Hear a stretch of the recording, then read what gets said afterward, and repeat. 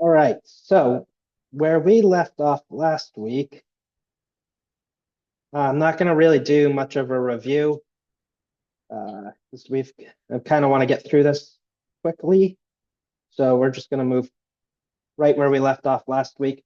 When we left off last week, we left off with the burning of William Tyndale as he was executed for his heresy and translating the Bible into English. Heresy as according to the Roman Church, that is. And so he was strangled and then burned at the stake at the age of 42. And his dying words were, "Lord, open the eyes of the king." And we looked at his facsimile of his English New Testament last week. And I don't think I mentioned this last week, but I intended to. One of William Tyndale's legacies is the fact that our KJV Bibles today are roughly where they overlap with what Tyndale did is roughly 80% of Tyndale's work. So your KJV Bible, when you're reading it, you're primarily reading Tyndale's work.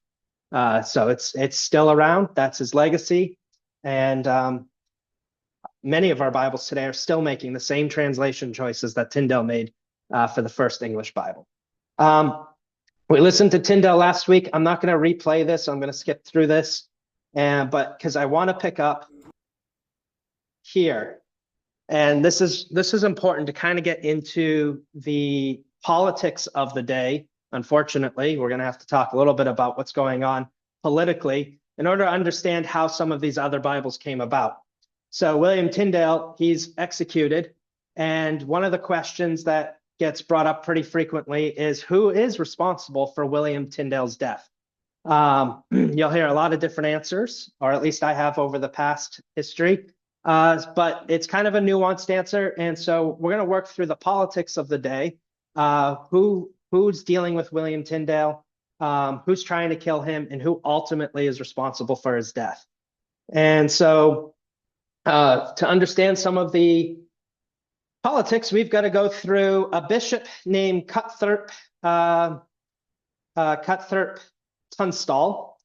And Cuthbert Tunstall was working for King Henry VIII. King Henry VIII was, well, let's see, let me go back a slide real quick. Yeah, no, we're good. So King Henry VIII is King of England at the time. And Henry Cuthbert convinced Henry VIII to buy up all of the Tyndale Bibles. And he was convinced to buy up the Bibles by a man by the name of Augustine Packington. Okay. There's going to be a lot of names today. And if you don't remember them all, that's okay. Augustine Packington told Cuthbert that they need to buy up all the Tyndale Bibles for the purpose of burning them, get them out of the hands of the public. And so Bishop Cuthbert, I can't say his name because it's a weird way of spelling it. But anyway, he preached a message at a place called Paul's Cross. This is right here. Okay, he preached a message at a place called Paul's Cross. And there's a pulpit there. It's an outdoor preaching spot. A lot of people can gather there. And he preached a message, and he had bought up all of the Tyndale Bibles he could find, and he had them all burned here at Paul's Cross. Seemingly, this was a success because today we only have 2 left of the 1526 Tyndale Bibles. Only 2 have survived. One is at Paul's Cross Cathedral, so there's one there. The other is at the British Library. The facsimile I brought in last week of Tyndale's Bible was a facsimile of the one at the British Library. This public denouncing of Tyndale's work ensured that Tyndale could never return to England, knowing that returning to England would mean a death sentence for him. So the problem, though, is Augustine Packington, the man who convinced Cuthbert to burn all of the Bibles and buy them all, he was actually a friend of Tyndale. And when Cuthbert bought all of the Bibles from Packington, Packington gathered as many as he could. Packington then turned around and used the proceeds of those Bibles to help fund Tyndale's second edition. So the second edition of Tyndale's work was funded by the burning of his first edition. So I thought that was pretty fascinating. Turn of events there, that they thought they had ridded the world of Tyndale's Bibles only to fund the second edition for them. Tensions between the Pope and the King of England continued to escalate because of Tyndale. That was one reason. Another one was they had their own interpersonal problems. In 1534, Henry VIII signed the Act of Supremacy. Now, the Act of Supremacy did a number of things, but the main thing, the big, most controversial thing, is the Act of Supremacy severed the Church of England from the Roman Church. And so now the King of England declared himself the head of the Church. And this put him at direct odds with the Pope in the Holy Roman Empire. So the Act of Supremacy that Henry VIII signed caused a revolt as well. It's called the Pilgrimage of Grace. About 30 to 40,000 Roman Church Catholics, they got together and they were going to attempt to overthrow the government. It's not certainly clear what their exact, there was rioting, there was all sorts of stuff that happened. It wasn't like an official army or something of that nature, but it was still dangerous and it was still destructive.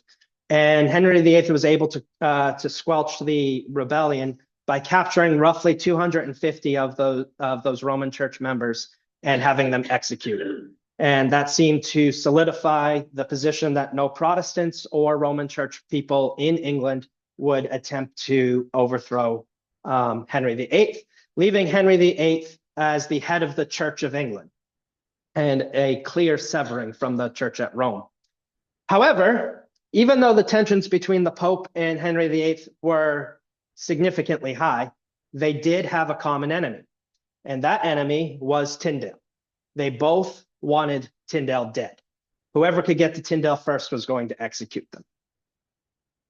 However, there's a lady up there who's been on the slides, and we're going to mention her now, is Anne Boleyn. Anne Boleyn is the Queen of England. She's the wife of Henry VIII. And she finds herself convicted of the writings of both Luther, and she had her own personal Bible, Tyndale's Bible, of her own. She possessed her own copy, and this is a problem for the King of England, who is the supreme authority of the Church of England, with a wife who is being influenced by Luther and Tyndale, who did not see the King of England or the Pope as the head of the Church. And so this is a problem for Henry VIII. Thomas Cromwell was the king's chief minister. Today we would call him a prime minister. Cromwell is a complicated figure during the Reformation. He has a lot going for him, and he's got a lot that's going against him. He sees Anne Boleyn as a threat to the kingdom. He also sees her as a threat to his own power. He's raised through the ranks quite quickly. He's got a lot of power and he's got a lot of wealth. And so she's sympathetic to the Reformation. Cromwell is too, but for different reasons. And so he sees Anne Boleyn as a threat to the kingdom. Now, we'll swing back around to her. We need to go back to Tyndale for a minute. Tyndale became friends with a man by the name of Henry Phillips. Don't worry about all these names if you can't remember them. Just know that they're different people. All right, Henry Phillips. Henry Phillips and Tyndale became good friends.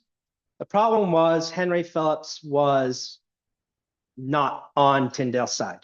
He was for the Roman Empire. He wanted to see Tyndale dead. And what Henry Phillips did is he infiltrated Tyndale's inner circle and was able to get close to Tyndale and was able to gain Tyndale's confidence, only to turn around and hand him over to the authorities.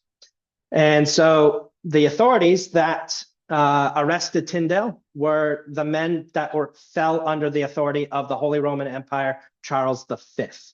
All right, so Charles V has Tyndale in his possession, and 1535 is when this occurs. 1535 is when Tyndale is arrested, and he's held in prison for the next 16 months.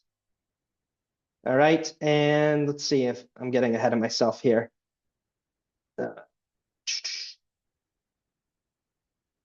Yeah, I think so. I don't know. I'm sure it's in my notes, but I feel like I need to say it now, and maybe I say it again later. But when Charles V gets Tyndale and he holds him in prison for the next 16 months, Henry VIII demands that Tyndale be extradited and brought back to England so he can deal with him. And Charles V says, no, I'll handle this myself. So now we're going to go back to England and back to Anne Boleyn. Anne Boleyn was accused of everything under the sun, no pun intended, because her greatest offense was the fact that she wouldn't bear a son. Not by her choice. She couldn't bear a son. And so she was accused of everything under the sun. She was accused of incest. She was accused of treason. She was accused of heresy. And a lot of historians today say these charges seemed trumped up, that there's no evidence for a lot of these. And a man by the name of Matthew Parker was Anne Boleyn's personal chaplain. He came to her defense, but Anne Boleyn, realizing that she couldn't get out of this, that she was in trouble, she had the King of England needed a son. That's what he wanted. And just so you're aware, Anne Boleyn is his second wife. We didn't talk about his first wife, but he had a first wife. She bore him daughters, and he annulled the marriage, and then he claimed that the daughters were illegitimate. So they were now illegitimate heirs to the throne. He marries Anne Boleyn. Anne Boleyn has several miscarriages. She can't hold a child. She has several miscarriages, and then she finally gives birth. And when she gives birth to this child, it's her daughter. And so still not a son. And so now, her being a threat to the throne and unable to bring a son into the realm, Anne Boleyn is marked for death. And so realizing that she can't get away from this, she gives her daughter to Matthew Parker and says, take care of her. Okay, take care of her, raise her right. She's sympathetic to the Protestant Reformation, raise her that way. But ultimately, in May of 1536, Anne Boleyn was convicted of her accusations and ultimately beheaded because she didn't give a son. That's ultimately the reason. And she was a threat to the throne because of her Protestant sympathies. Now, that gave King Henry the ability to marry Jane Seymour. So Jane Seymour becomes his new wife, his third wife. And then this is where I had my notes to have Tyndale handed over, Charles V, hand over Tyndale for him in order to execute him. But Charles V said no. Charles V was under the Pope's thumb, okay? Remember, we talked about the Roman Church political way they handled their politics. You have the Pope, who is over the church, and then he would use the kings around to handle his state affairs. So when he would convict someone of heresy, he wouldn't carry out the executions himself. He would hand them over to the king, and the king would then handle the executions. Therefore, the Roman Church could always say, we've never killed anybody. But the church had the kings under their thumb. The Pope was over the kings. So Charles V was told by the Pope that Tyndale is a heretic, and he's got Henry VIII saying Tyndale needs to die. So Charles V is got a rival king and his own Pope telling him, kill Tyndale. Charles V has not a lot going for him in this way. If he wanted to refuse it, he wasn't going to. But we have no indication that he even wanted to. And so just a few months after Anne Boleyn is executed, Tyndale is taken out of prison. And the same thing happened to Tyndale that happened to Wycliffe. The Pope himself did not issue the order to have Tyndale executed. The orders came down from Charles V. And the Church of England's authority, Henry VIII, ultimately found that Tyndale himself was a heretic and also convicted of treason. And so between the Church of England and the Holy Roman Empire, both the Pope and the King, Tyndale was executed. He was strangled and burned at the stake. So who was responsible for Tyndale's death? I think all three of these men are equally responsible for Tyndale's death. We got the Pope who's demanding it, King Henry, who caused Tyndale to flee in the first place. Remember, Tyndale lived in England, and because Henry VIII wanted him dead, he had to flee from England. And where he ended up was in the Holy Roman Empire. And he hid there quite well for quite some time. Historians still have a hard time tracking exactly where he went and for how long he was in certain places. He did a good job hiding. If it wasn't for his friend, he might have been able to hide for even longer and continue to do more work. So Tyndale's death, though, would not be the end of Tyndale's vision and his heart for the plowboy. He said with his dying words, "Lord, open the eyes of the King of England." And the Lord was already working in the King of England's heart. Even though Henry wanted Tyndale dead, there was more going on behind the scenes. And 1 year before Tyndale dies, while Tyndale is in prison, another man takes up Tyndale's vision. And that man, Tyndale's understudy, was known as Myles Coverdale. Unfortunately, Myles Coverdale always gets the short end of the stick when it comes to this subject matter. He's the often called the forgotten reformer. He's the underappreciated translator of the Reformation. He's certainly overshadowed by Tyndale himself and overshadowed by later works. So while many people, we all agree that we owe our English New Testament primarily to William Tyndale, we owe it to him, we forget that the majority of the Old Testament is Myles Coverdale's. Myles Coverdale does the Old Testament as well as the New Testament. Coverdale was not part of one translation work either. He's a part of at least 3, and I'm going to argue for 4 translation works as well. So everywhere Coverdale went, a translation followed him. Everywhere he went. And so there's 4 Bibles up there because I believe he is responsible, or at least he has a hand in all 4 of those Bibles. Now, as I've been doing, because I don't have the time to spend on all of these figures as much as I'd like, and I'd love to spend more time on Coverdale because he is the forgotten reformer. This is one of a few books I'll recommend, but I'm going to recommend this one first. I'll bring up the other books later because they're going to be more pertinent later. But if you want to read more about Myles Coverdale, and I think you should because he is the least talked about when it comes to this, and he's probably one of the most influential, is this one, The Forgotten Reformer. And it's a pretty decent book.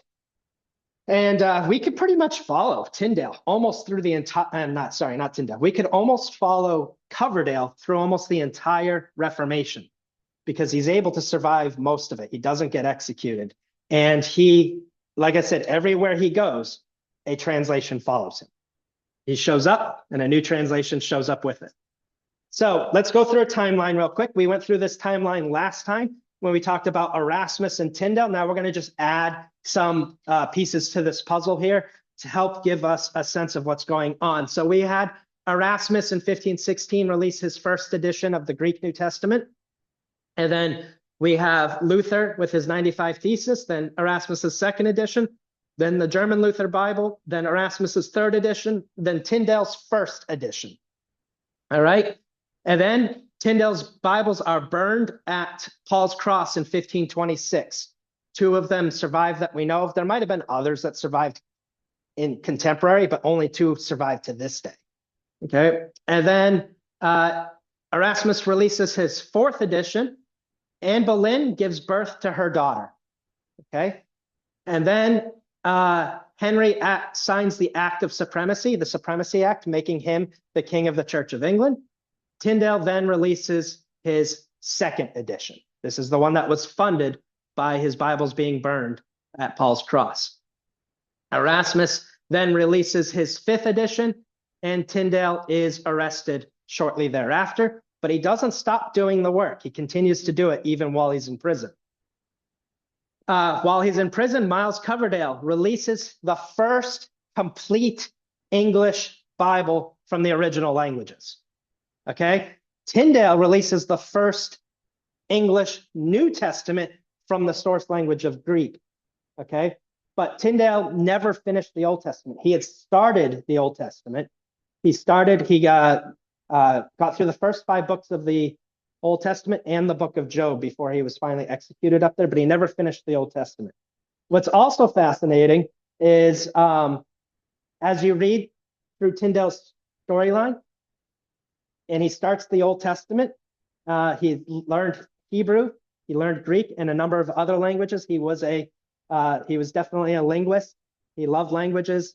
He loved different languages, but he's said to have started the book of Genesis. And he's working through the book of Genesis. And just before he completes the book of Genesis, he scraps the entire work. It says, I can do better. And he starts over. And so just by the very act of translating Genesis, he had learned so much. He realized, I got to start over. I got to do more. I got to do better. And so he starts Genesis over. I have talked to multiple translators today who have gone through the same exercise when they're doing a translation work for a particular publisher today or something of that nature, and they end up doing the same thing. They start the work and they're like, I can do better. And they scrap it and they start over. So this is pretty common among people who, when they get into it, they think they've got it, and then they get into it and they're like, I can do better. And this is not super uncommon, and this is why Bibles get new editions. And Tyndale had Tyndale had 3 editions of just the New Testament. Erasmus was doing the same thing. He's got 5 editions of the Greek New Testament. So Myles Coverdale does the whole Bible. He's the first one to do the whole Bible from the Hebrew and the Greek. Now, I'll pick back up on that theme in a moment. And then, so right after that happens, Anne Boleyn is executed for not being able to bear a son. Erasmus dies. So I think she dies in May. Erasmus dies in June. And Tyndale is October. Okay, so that year, those 3 people all died. All right, and so we pick up our story with Coverdale. Coverdale was educated at Cambridge University. He was a Roman Church priest who embraced the Reformation and left his monastery in favor of joining the Reformation. While Tyndale was on the run, one of the men that Tyndale ran into and influenced was this man, Myles Coverdale. Coverdale had the same heart as Tyndale, that the English people have a Bible in their own language. Now, Coverdale openly admits in his preface that he does not have the same skill as Tyndale. Tyndale was better at Greek and Hebrew than Coverdale was. However, that didn't stop Coverdale from attempting to do the work. Coverdale went ahead and did it anyway, and he tells us what he did. He supplemented his weaknesses in Greek and Hebrew for his strengths in Latin. So he used Latin and a number of other Bibles to help him understand the Greek and Hebrew where he would struggle. He would use the other translations that he knew better, and he would work off of those and try to make sure that they all lined up and agreed. So he did that work. He studies Greek and Hebrew. He's fluent in Latin and other languages. And the year that his mentor is arrested, Coverdale brings that first complete English Bible into existence. Tyndale had started but never finished the Old Testament. And Coverdale, on the other hand, managed to get through the entire Old Testament. And like I said, he is responsible for the first complete English Bible. First complete English Bible from the source languages, Greek and Hebrew. Because Wycliffe is responsible for the first complete English Bible, but his translation was from the Latin. Okay, Tyndale was responsible for the first English New Testament, and Coverdale is responsible for the first English Bible from the source languages. Coverdale did not have the same reputation as Tyndale. He was not hated like Tyndale was hated. Coverdale was good at keeping his enemies close without exposing himself to the same dangers that Tyndale did. So he was mingling around the people that wanted Tyndale dead, but he was able to avoid being called out. King Henry VIII, he hated Tyndale, but he did not seem to hate Coverdale. He seemed to have some affection towards Coverdale. And Coverdale was not the only understudy of Tyndale. There was another understudy and a good friend of Tyndale, and his name was John Rogers. John Rogers, like Coverdale, was educated at Cambridge University, and he really makes a name for himself after Tyndale's death. He's a great preacher. He is a leader of the Reformation, And he also has a heart for the English-speaking people, for them to have a Bible. Edwards, I wrote Edwards in here. Rogers has two friends who had already done the work, though, right? John Rogers has two friends, Tyndale and Coverdale. They've already done the work, and he believes the English people should also have a Bible in their language. Knowing that Coverdale openly said, hey, Tyndale's got more skill than I do, and knowing that Coverdale also had completed the Bible and Tyndale had done the New Testament, he decides to take up his scholarship and do what we would call editing. He takes the latest work of Tyndale, and combines it with Coverdale's work and creates the Thomas Matthew Bible of 1537. He edits Coverdale's work and Tyndale's work, and he combines the two works together in the Matthew's Bible. Now, it's called the Thomas Matthew Bible because Tyndale had been publishing works under a pseudonym to prevent them from being burned and banned, and he signed his works Thomas Matthew instead of William Tyndale. And that allowed him to be able to get his other works out there and not be associated with him. But there were some people who knew who Thomas Matthew was.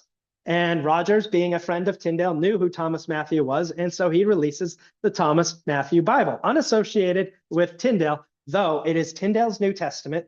It is Tyndale's Pentateuch and Job, and the rest is Matthew Coverdale's work. And this is a facsimile of the 1537 Thomas Matthew's Bible. And if you look on the spine, it says William Tyndale, Myles Coverdale, and John Rogers. Okay, because that is the work of all these three men. And so this is a beautiful Bible. It's one of my favorite ones when I started collecting. This was one I still read on a pretty regular basis. I just read it on my computer more than I do in this physical copy. But this is a fantastic Bible. You guys are more than welcome to come up and check it out after the class. Check out Matthew's Bible. And this is where I want to introduce the other books that I mentioned. I said I would mention if you wanted to learn more about Myles Coverdale, this is where I'm going to introduce that. There's a woman by the name of Ruth Magnuson Davis, and she has done a ton of work on the formation of the Matthew Bible and the men that were behind it. And so she has a 2-volume series here, the story of the Matthew Bible, 2 volumes. And this is where I first learned the most about Myles Coverdale. I learned a lot from her. And she's kind of made this her life's work to really dig into the Matthew's Bible and the men behind it. And ultimately, she wants to bring it back into circulation. She wants this to be a Bible that we use today. And so she has reproduced the Matthew's Bible, New Testament in modern English with chapter and verse numbers. We haven't gotten to it yet. I haven't talked about it, but the New Testament doesn't have verse numbers yet. That's going to come later. So she's reproduced it in modern English. She's still working on the Old Testament currently, but this is the New Testament, and it's called the October Testament, respectfully to connect it to Luther, because when Luther released his German Luther New Testament, he did it in September, and so it is affectionately called the September Testament. She called hers the October Testament because she finished in October, and as a connection to Luther, this was the October Testament. So this is just the New Testament, also known as the New Matthew's Bible. So that's what this one will be.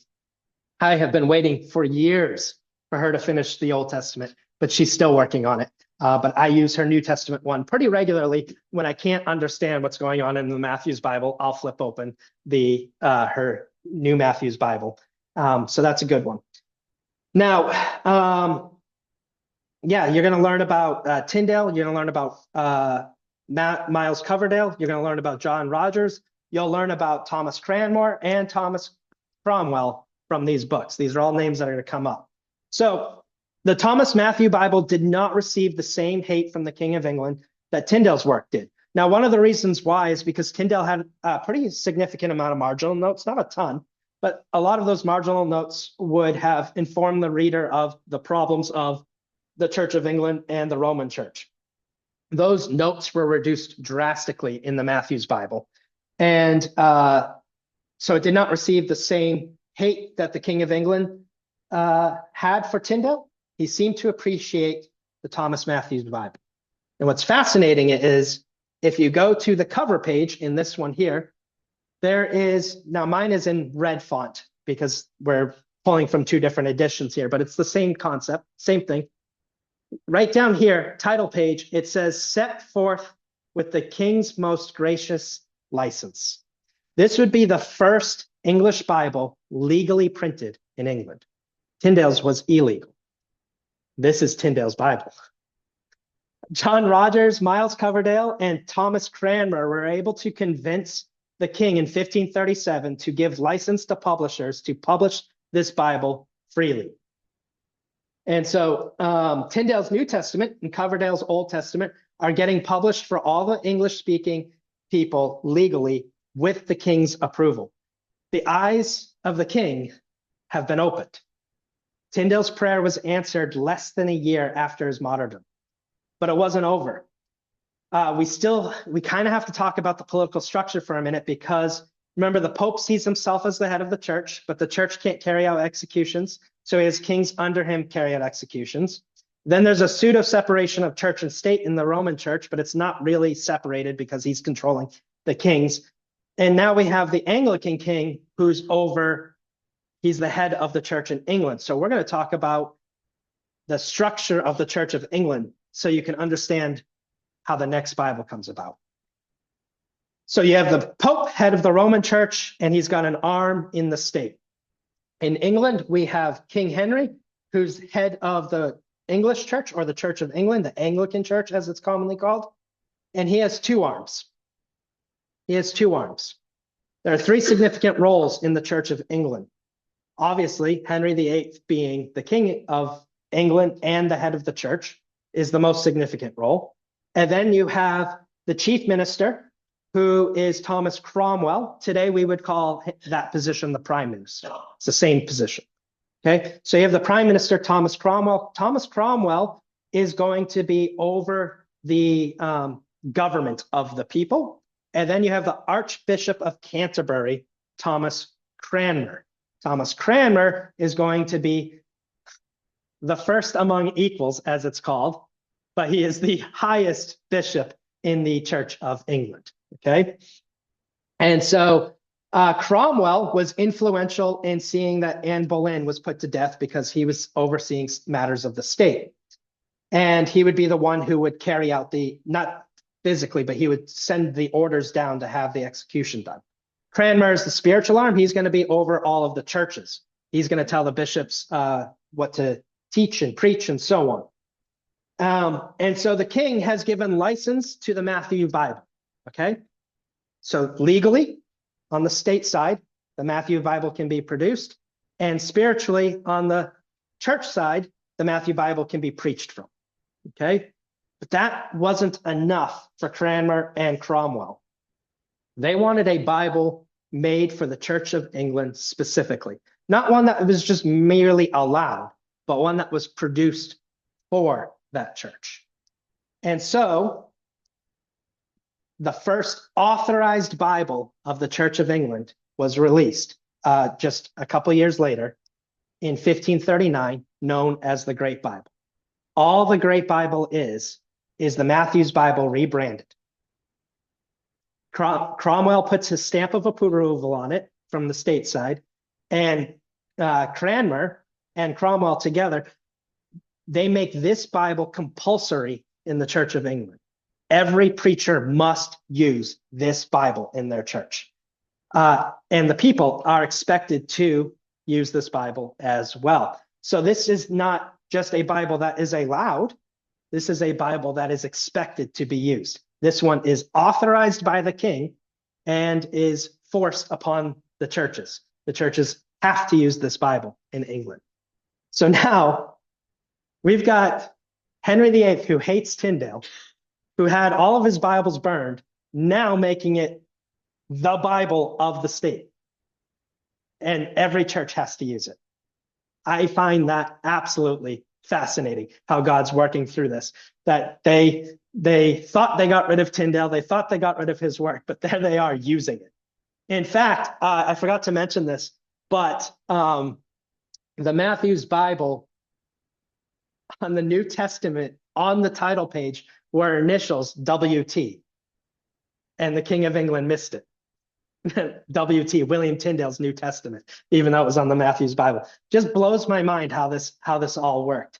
So less than a decade, or a little more than a decade earlier, Tyndale's Bible was burned, and now it's being thrust upon the churches from the very king that had them burned. Now, what's interesting is the title page of the Tyndale Bible. So we've got John Rogers' works, the title page of the Great Bible. We've got John Rogers' works. It's combined with Coverdale's works. And we get the Thomas Matthew Bible, which now is produced as the Great Bible. And let's see how well you can see that. I guess it's not so bad. All right. So we have three prominent figures here. We got this guy right here.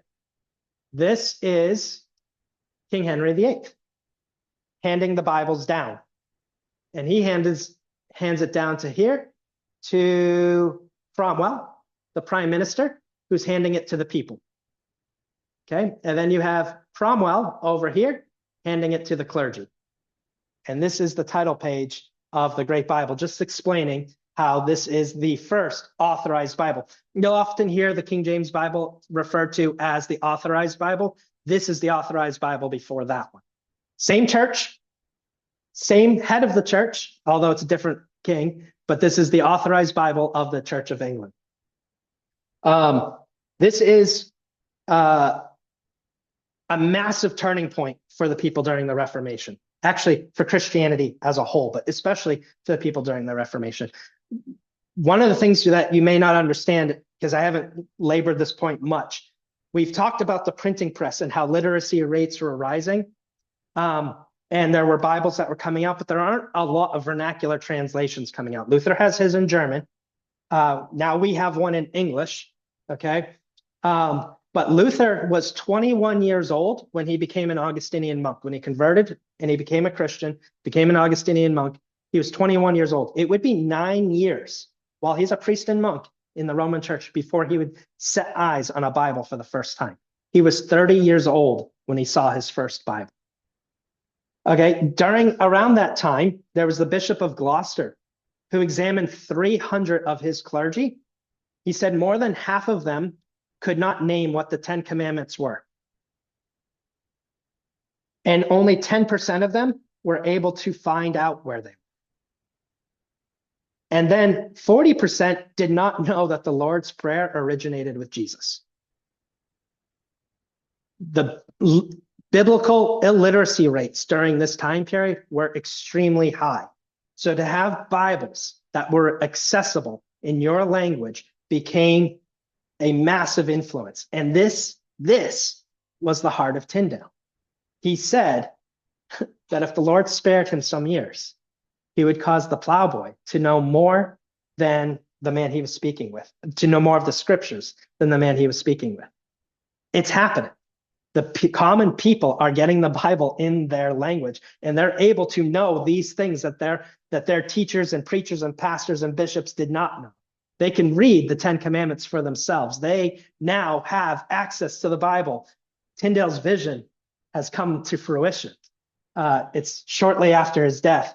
And in a strange way, these 6 men are all responsible for the English-speaking people being able to have a Bible in their own language legally for the first time in English-speaking history. This is astounding to me that these 6 men, we've got 3 men whose heart is for the people and 3 men whose heart is for the church and in some ways their own power as well. But together, God he works in their lives in different ways to give an English Bible legally to the people and to still have it untainted, primarily still Tyndale's work and Coverdale's work. And so when I began to look deeper into this about 7 or 8 years ago, I was so moved by the work of Tyndale and Coverdale that I had bought a Bible, and the seller allowed me to imprint at the bottom. Most people, when they do that, they put their own names at the bottom there. Instead, I wanted to give myself a reminder that we are indebted to William Tyndale and Myles Coverdale for our English Bible, particularly in the King James. And so I was moved to write indebted to William Tyndale and Myles Coverdale at the bottom of that Bible. I have since given that Bible to my father. But also it struck me that that was somewhat of an honor. But then my own children, my boys, are named Myles and William. And so that's not the end for the English speaking Bible, though. While I love this work and there's seemingly relative peace for the English Bible, it's not going to last. And so let's just go back through the timeline now. All right. So we had Myles Coverdale. He does the first complete Bible. Anne Boleyn is executed. Erasmus dies of natural causes, illness. Tyndale is executed. Then you have the Matthew's Bible in 1537, and then the Great Bible in 1539. And we'll only spend a minute here. I say a minute, but I've got a list of notes here of Taverner's Bible, which was released the same year. Robert Taverner is an interesting figure. We don't know a whole lot about him. We do know that he studied at Cambridge, but what he saw was a Bible in the common speaking person's tongue. And this is a beautiful thing. It was it wasn't high English. It was the regular language of the people. And literacy rates were rising, and people were able to read it for themselves. Now that the printing press is out and printing is cheap and people can access it, Robert Taverner says there's a group of people that aren't being reached. They are the less than common educated person. They are the ones who aren't getting the same education. And so he takes the Matthew's Bible and he revises it into simpler English and smoother English.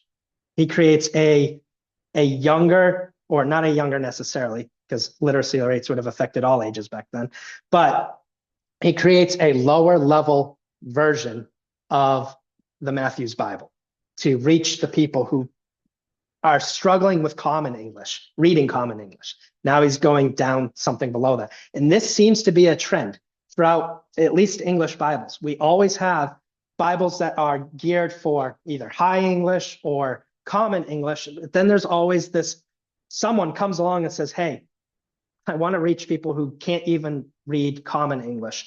They have a lower literacy rate and we want to affect them as well.